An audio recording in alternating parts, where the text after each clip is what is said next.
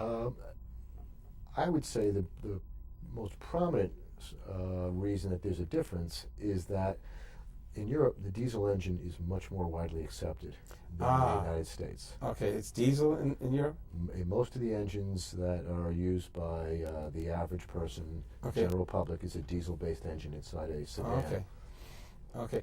Are they able to make that pretty clean today?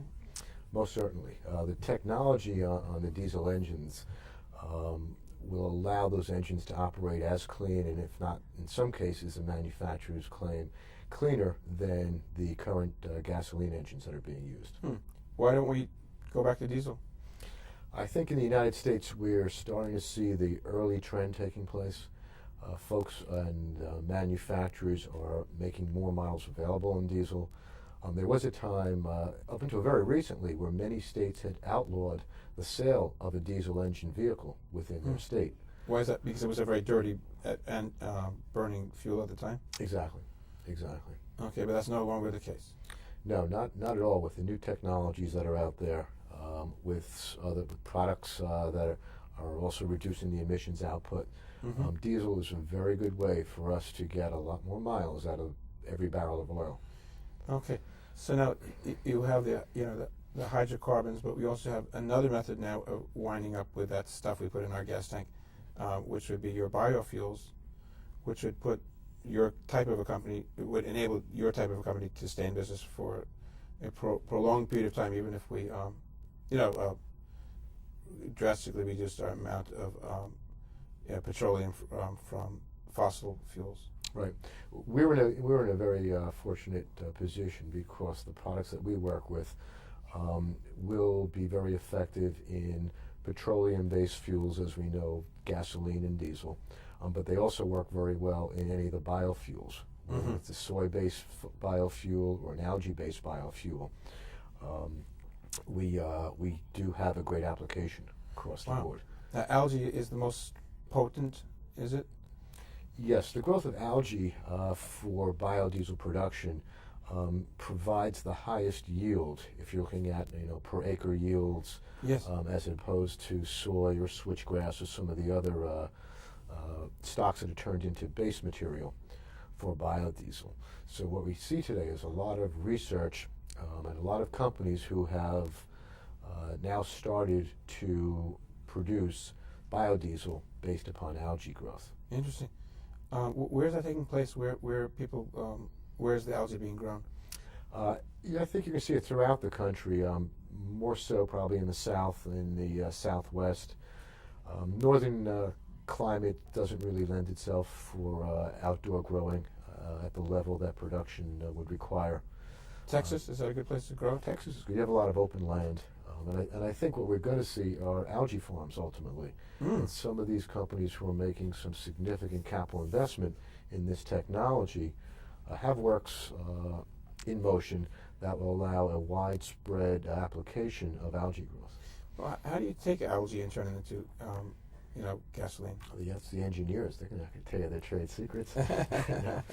It's through a process very, very similar through the process that's used for manufacturing of any of the other biofuels, and that's with heat and some other chemicals added in to ultimately come out with biofuel, and then you have a glycerin byproduct, which is sold to industry for other applications.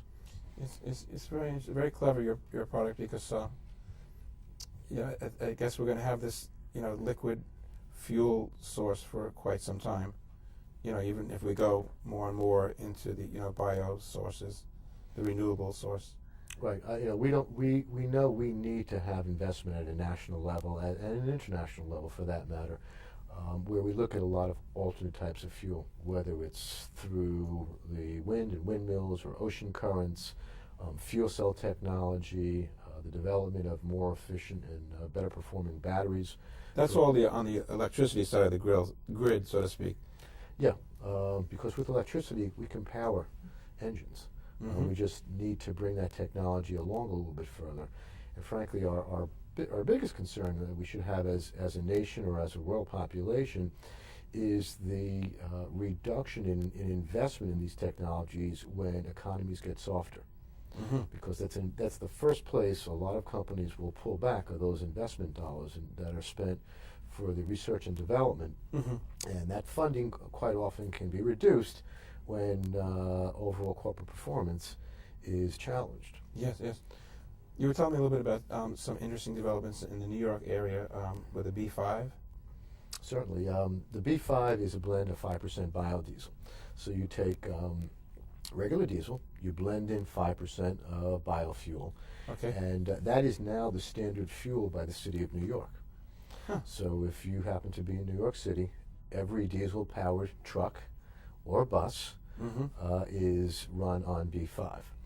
The city recently had built one of the most sophisticated research facilities.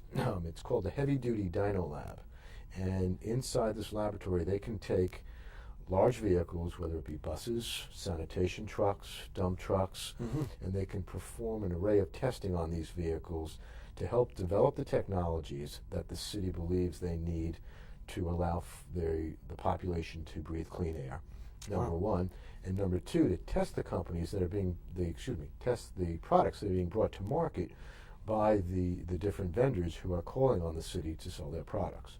Wow, that's fascinating. Yeah, so New York is taking a very proactive stance, and I think with this lab being it's only one of 7 in the country right now, there will be outreach to a lot of the academic communities as well as other government agencies to take advantage of the technology. And that's something that's really happening now in a big way.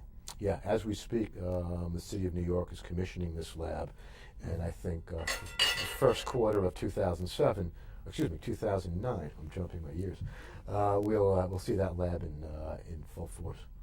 Fabulous. I'd like to talk a little bit about the driving habits. What are good driving habits to encourage good fuel efficiency? I think the most important thing that we should think about when we drive is how much pressure and how heavy our foot is on the gas pedal. Okay. It's interesting. The trucking industry has done a great job of educating their drivers to drive with a very efficient and very environmental concern about the way they drive. Oh, you have to go out in 20 seconds. 55 miles an hour, between 55 and 60 is the most fuel efficient. 55 to 60, light foot on the pedal, coast your car to the stoplight, no quick jackrabbit starts. Okay. And you'll save fuel in any vehicle that you drive. It's fabulous. Wow. Well, we've been speaking with Steve Gerszberg from Diapertain, and thank you so much for coming here and sharing your knowledge about energy. I think it's something that is really on people's mind, and I thank you. Rabbi, it's a pleasure. Shalom. Shalom.